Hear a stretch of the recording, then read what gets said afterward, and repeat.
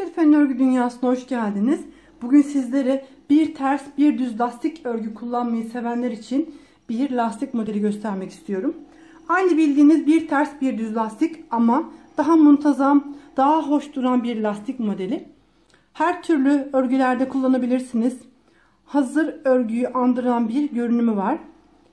Aynı lastiğimize bir ters bir düz şeklinde başlıyoruz.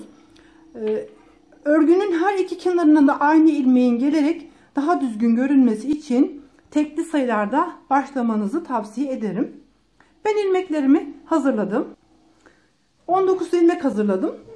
Bu lastiğin bir avantajı, bir ters bir düz lastik özellikle bayan yeleklerinde veya hırka ceket gibi örgülerde ön lastiğinde kullanıldığı zaman esneyen, uzun duran, uzayan bir yapıya sahiptir. Şu anda göstereceğim şekilde ördüğünüz zaman aynı haroşa örgü gibi daha toparlayıcı bir lastik olacaktır. Görünüm olarak da daha düzgün olacaktır. Şimdi örgümüzün arka yüzünden örmeye başlıyoruz. Kenar ilmeğini örmeden aldım. İpimi ön tarafa alıyorum. Bir ilmek örmeden atlatıyorum. Sonraki ilmeğimi düz örüyorum. Arka yüzde ters ilmekleri örmeden atlatırken düz ilmekleri aynen örüyoruz. İpimi ön tarafa alıyorum. Bir ilmek örmeden atlatıyorum. Bir ilmek düz örüyorum. Şu anda örgümün arka yüzündeyim. İlk sırasındayım. İpimi ön tarafa alıyorum. Bir ilmek örmeden atlatıyorum. Bir ilmek düz olarak örgüme başlıyorum.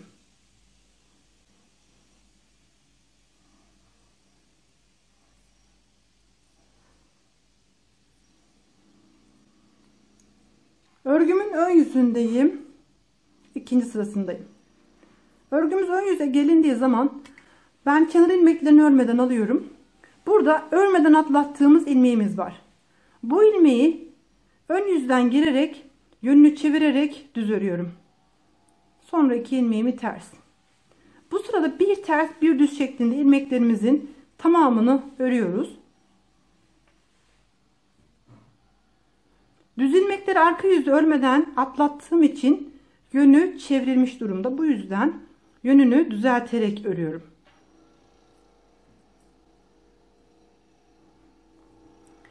Düz ilmeği örüş şekliniz sizin arka tarafta ilmeği atlatış şeklinizle ilgili.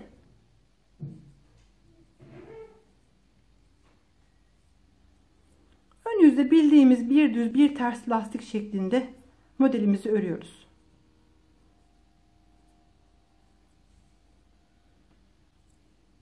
Tekrar örgümün arka yüzündeyim. Kenar ilmeğini örmeden aldım. Başlangıçta ters ilmeğim var. Hemen ipimi ön tarafa alıyorum. Bu ilmeği örmeden atlatıyorum. Düz ilmeğimi aynen örüyorum. Ters ilmekleri arka yüzde örmeden atlatıyoruz. Düz ilmekleri aynen örüyoruz.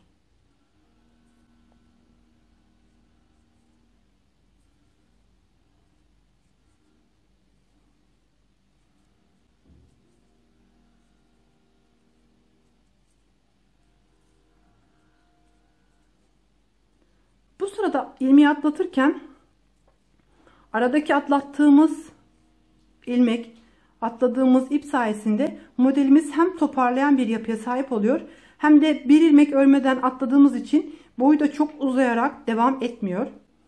Bu yüzden örgülerinizde bu lastik modelini kullanmanızı tavsiye ederim. Özellikle bayan yeleklerinin ön pat kısmında bir düz bir ters lastik daima esneyen, uzayan, örgünün şeklini bozan bir lastiktir. Örgümün ön yüzündeyim.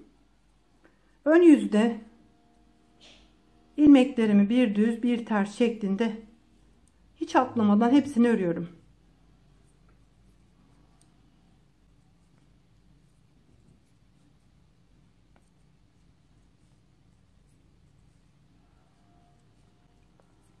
Bu model ön yüzde hiç atlamadan ilmeklerin tamamı örülürken arka yüzde ters ilmekler örülmeden atlanacak.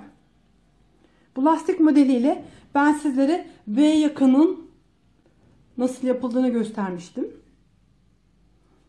süveter örüldüğü yerde ve yaka aynı anda nasıl devam eder onu göstermiştim. Oldukça muntazam duran bir lastik. İpimi ön tarafa aldım. Ters ilmeğimi atlatıyorum. Düz ilmeğimi örüyorum. Ters ilmeğimi atlatıyorum. Düz ilmeğimi örüyorum.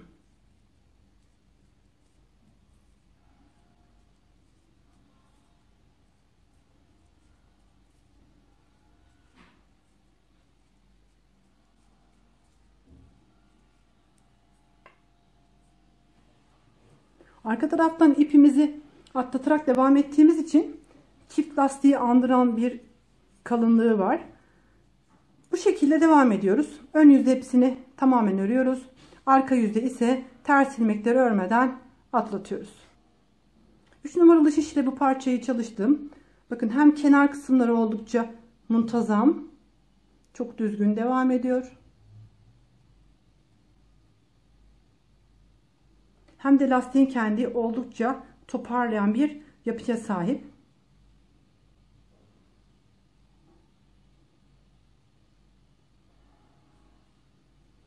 Burası da lastiğimizin arka yüzü.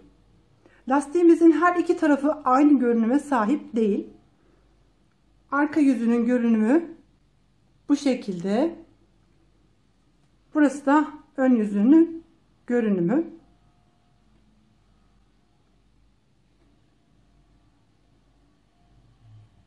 Kenar kısımları bakın çok oldukça düzgün. Ben kenar ilmeklerini örmeden atlatırım her örgüde. Bu kenar kısmının uzamaması için. Bu şekilde kenar kısmı daha muntazam duracaktır. Bakın arka taraftan da aynı şekilde.